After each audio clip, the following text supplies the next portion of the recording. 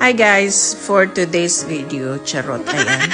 Eto po, naghanda po ako ng vegetables. So, for today's menu for dinner, so veggies with chicken po ito. And this menu, it's baked, spicy, rosemary vegetables chicken. So, ayan, naghanda po tayo ng mga nilagyan na po yan ng salt, pepper, and rosemary yung ating veggies. And ito naman ding mga chicken natin, ang lalaki ng chicken, nakamarinate na po ito ng 6 hours. So, minarinate ko po ito ng rosemary, olive oil, and sambal olive.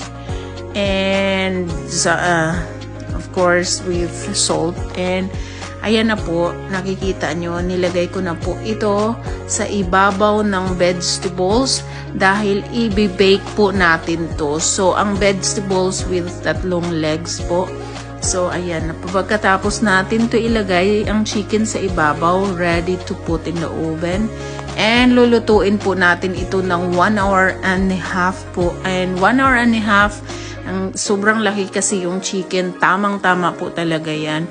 So, slow cook lang po, 150 degrees for 1 hour and a half is perfect po.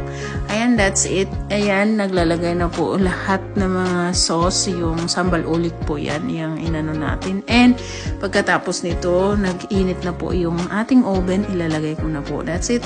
Thank you. And nakalimutan ko mag-video, kinain na namin, super gutom. And thank you for watching. Bye! Kasing laki ng paa ko.